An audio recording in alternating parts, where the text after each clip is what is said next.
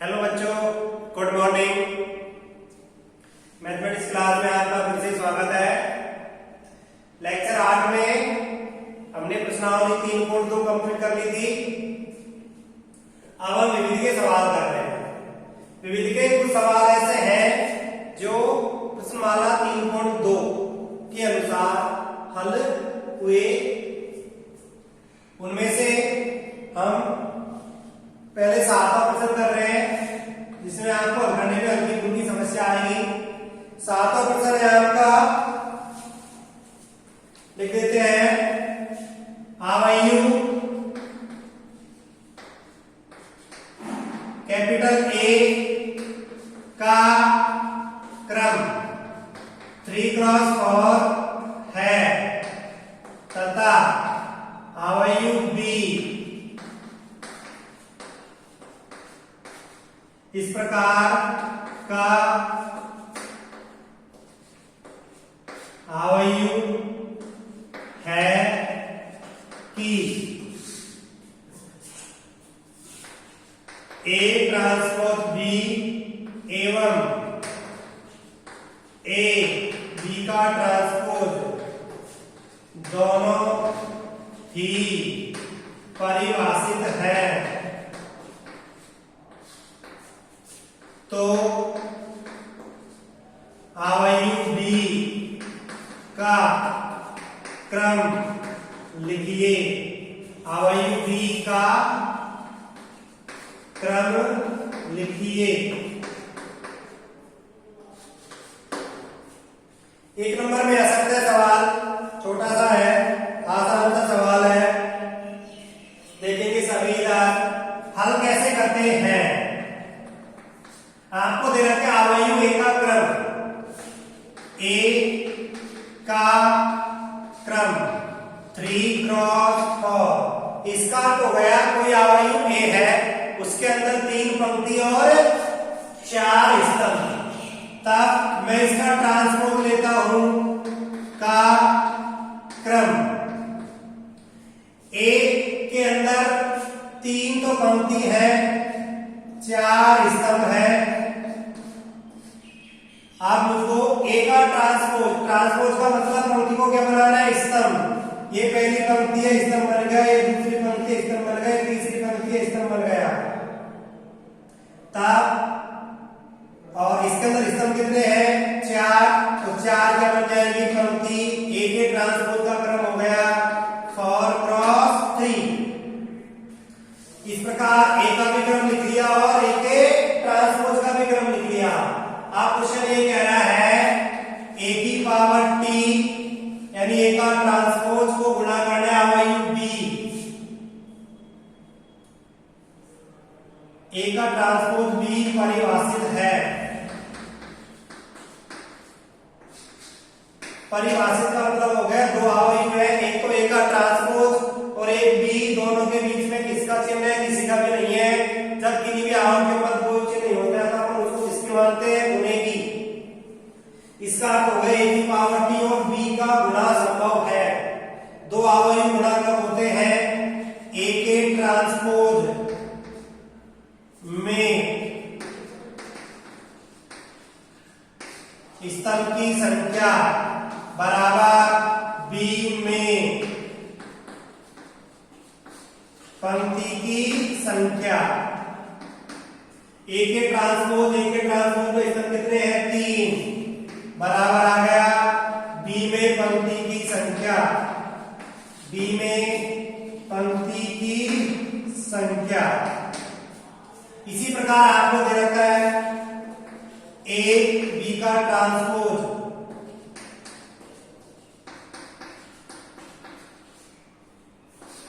परिभाषित है। इसका तो गया आयु ए, फर्स्ट आयु में स्तंभों की संख्या तथा द्वितीय आयु में पंक्तियों की संख्या क्या होनी चाहिए, बराबर। अर्थ हो गया ए में स्तंभों की संख्या बराबर बी के ट्रांसपोज में पंक्ति की संख्या। ए में स्तंभों की संख्या कितनी है 4 बराबर आ गया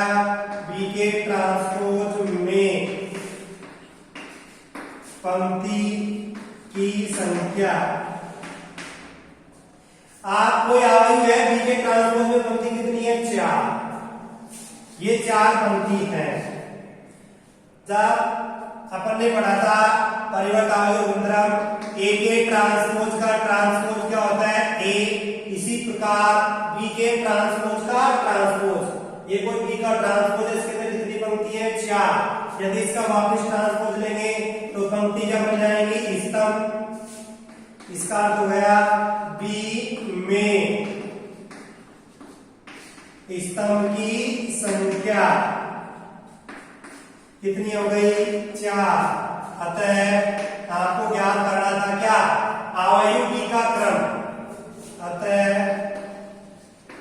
आयु कैपिटल बी का क्रम लिखने के लिए बता रखा है आपको, किसी भी आयु का क्रम लिखेंगे तो सबसे पहले पंक्ति और बाद में स्तंभ, तो उसका क्रम हो जाता है पंक्ति गुणा स्तंभ, पंक्ति बाय स्तंभ, पंक्ति क्रॉस स्तंभ।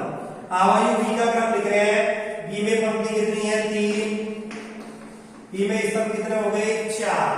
इस प्रकार ये छोटा सा प्रश्न है, 1 नंबर पे पूछ सकता है। अब क्वेश्चन नंबर आपका 8वां भी 1 नंबर लायक है, देखेंगे छोटा सा प्रश्न है। क्वेश्चन नंबर 8 दे रखा है आपको, यदि आयु ए पहली पंक्ति में -2 -1 1, दूसरी पंक्ति में -1 7 और 4, तीसरी पंक्ति में 1 -x और -3, एक सममित आयु है तो x का मान ज्ञात कीजिए। छोटा सा प्रश्न है, 1 नंबर में आ सकता है और काफी बार आ भी चुका। इसके लिए क्या ध्यान रखना है आपको, प्रश्न कह रहा है आयु ए, इसका क्रम है 3 क्रॉस 3, एक सममित आयु है, तो सममित आयु की परिभाषा लगाई थी, कोई वर्ग आयु कैपिटल ए, कोई वर्ग आयु कैपिटल ए का ट्रांसपोज यदि वही आयु आ जाता है तो वो सममित आयु कहलाता है। अब आपको ए दे रखा है, ए का ट्रांसपोज ले लेंगे, पहली पंक्ति में -2 -1 1, दूसरी पंक्ति में -1 7 4, तीसरी पंक्ति में 1 -x -3, इसी प्रकार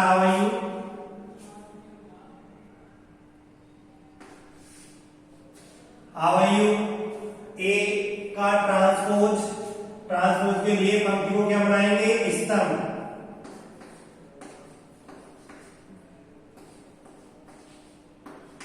दोनों आयु के बीच में किसका चिन्ह है बराबर का।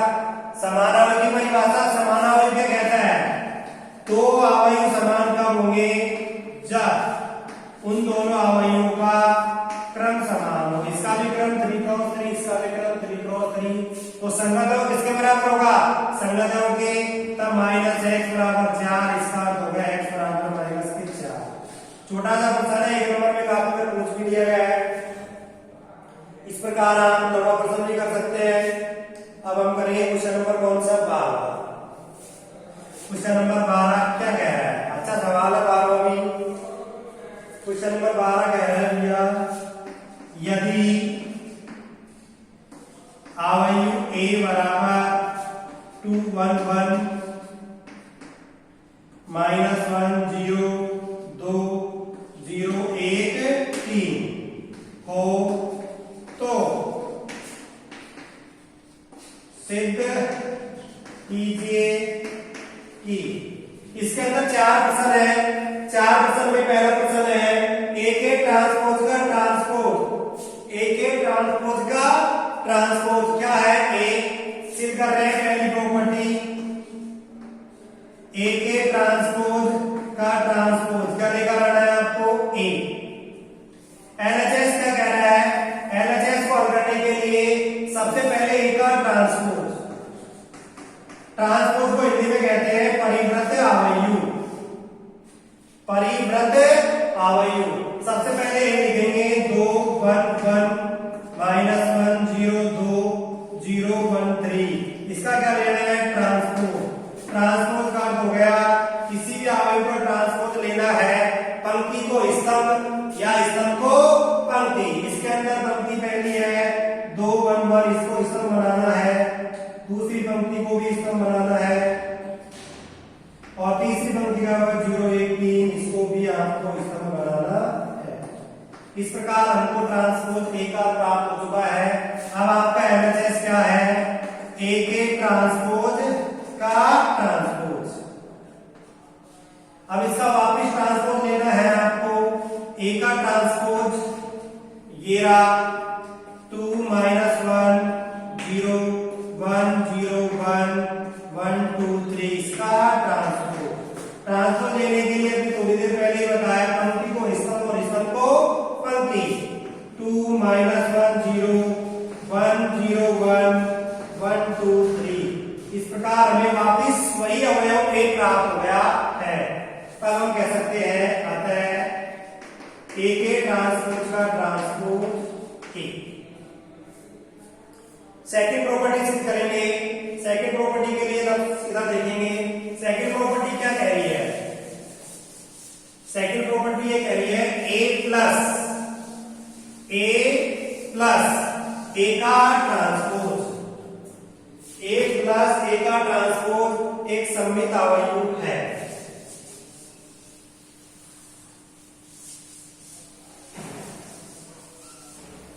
यह देखिए साथ, और इन प्रश्नों को साथ के साथ नोट भी करते रहेंगे। हमने 1 से 6 तक के प्रश्न छोड़ दिए गए हैं, बीत गए, उनको आपको हल करना है। और कोई सवाल नहीं होता है तो हमसे जब आपकी क्लासें लगेंगी उस टाइम पूछना है सवाल। इसी का सेकंड सवाल है ए प्लस ए का ट्रांसपोज एक सममित अवयव है। ये हमने आपको सममित अवयव का गुणधर्म भी लिखवाए थे।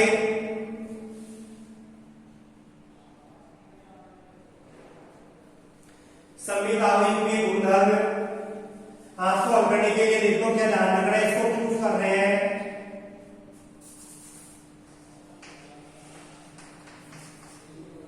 ए प्लस ए का ट्रांसपोज, सबसे पहले ए लिखेंगे, फिर ए का ट्रांसपोज। ए आपको दे रखा है पहली पंक्ति में 2 1 1, दूसरी पंक्ति में -1 0 2, और तीसरी पंक्ति में 0 1 3 0 1 3।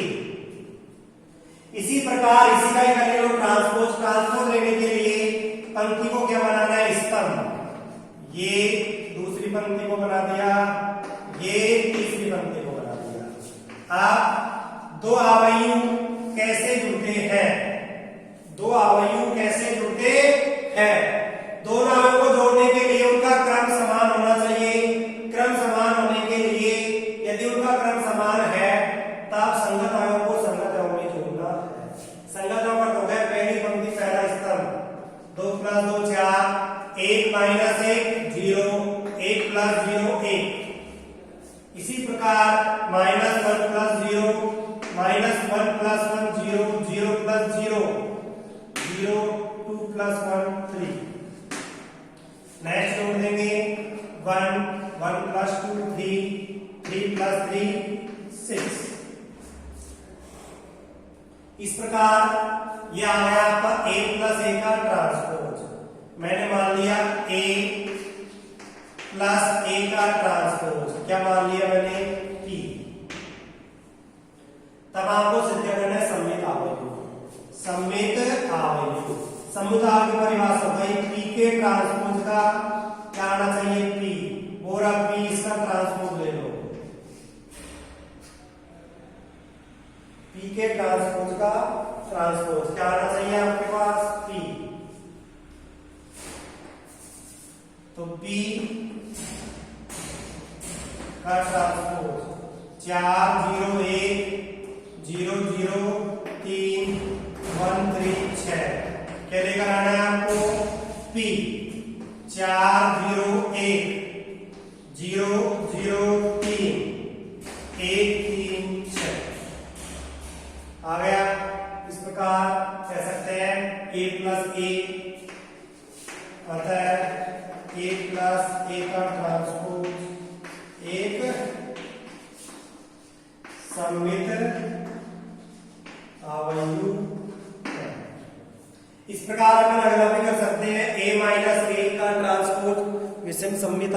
है।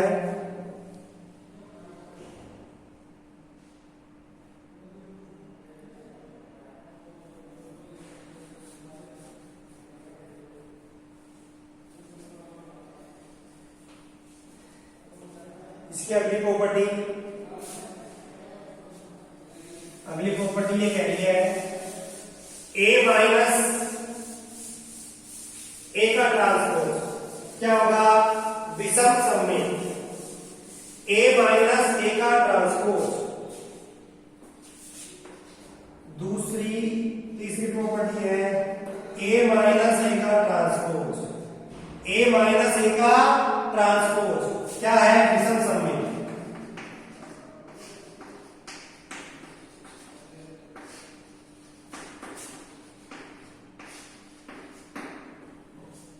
विषम सममित के लिए ए माइनस ए का ट्रांसपोज निकालेंगे। ए माइनस ए का ट्रांसपोज, सबसे पहले ए लिख लो माइनस ए का ट्रांसपोज। ए है 2 1 1 माइनस 1 0 2 0 1 3। ए का ट्रांसपोज है 2 माइनस 1 0 1 0 1 1 2 3। आप इनको घटा लेंगे, घटाने पर हमको प्राप्त होगा ए माइनस ए का ट्रांसपोज बराबर,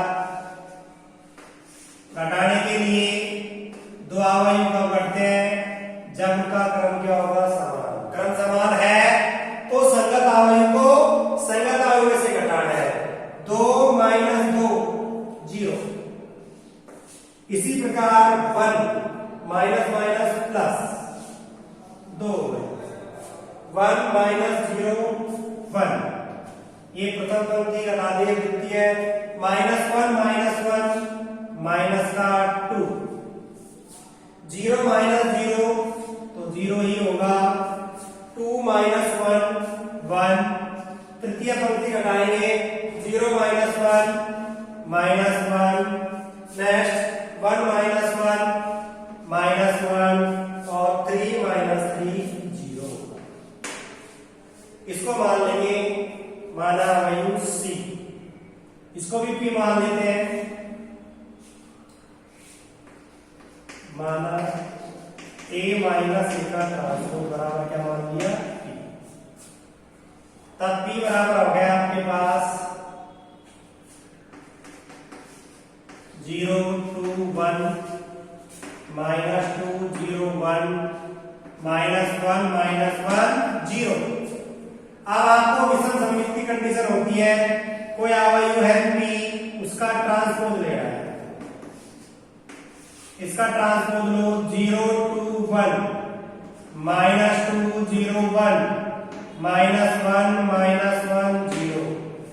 आप विषम सममित की परिभाषा होती है, कोई आव्यूह है ए, उसका ट्रांसपोज यानी कि ए का ट्रांसपोज आना चाहिए माइनस ए। आपको वापिस बनाने के लिए इसमें से क्या कॉमन ले लिया, माइनस। तो माइनस कॉमन लेने का मतलब हो गया अंदर के सारे चिन्ह बदल जाएंगे। ये आव्यूह आपको प्राप्त हो गया माइनस। ये हो गया विषम सममित आव्यूह। इस प्रकार एक लास्ट प्रॉपर्टी है इसकी, वो भी देख लेंगे साहब। ए गुणा ए का ट्रांसपोज, दोनों को गुणा करना है और सिद्ध क्या करना है, सममित। सममित आव्यूह भी आपने सिद्ध किया, वैसे उसको हल करेंगे। हल कर सकते हो आप, यदि हल ना हो तो आप हमसे पूछ भी सकते हो। तो कल इसकी लास्ट प्रॉपर्टी आपको हल करनी है। अब नेक्स्ट क्वेश्चन देखते हैं अपन।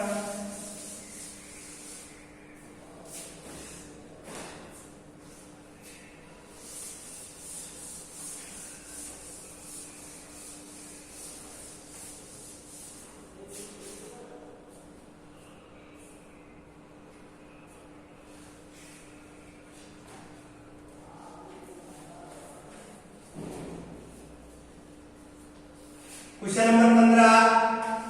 बीच के प्रश्न छोड़ दिए अपन ने 11 12 13, ये आप कर सकते हो क्योंकि छोटे सवाल है, ऐसे पहले भी आ चुके।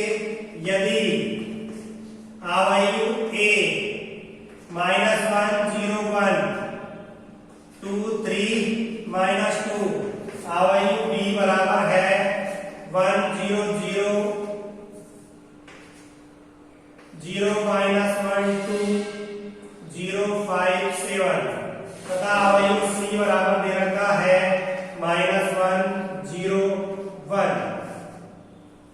हो तो ए बी सी का प्रथम पंक्ति के अवयव ज्ञात कीजिए। छोटा सा सवाल है, अवयव ए बी सी हल करने के लिए ध्यान रखेंगे। ए दे दिया हो तो अवयव ए बी सी, पहले ए फिर लिखेंगे क्या बी फिर क्या लिखेंगे सी। प्रश्नावली 3.2 में हमने 3 अवयवों को गुणा करना सीखा था। मैंने बताया था अवयव 3 को गुणा कैसे करते हैं। आपको ध्यान रखना 3 संख्या गुणा कैसे होती थी। 3 संख्या 2 गुणा 3 गुणा 5, इसको गुणा ऐसे कर सकते हैं। लास्ट की दोनों 5 या 15, फिर प्रथम संख्या से गुणा करने के 30। इन्हीं प्रकार अवयव को गुणा करना है। गुणा करने के लिए ध्यान रखेंगे, सब इधर देखेंगे। आसान सा प्रश्न है, कर सकते हो आप हल, सब इधर देखेंगे।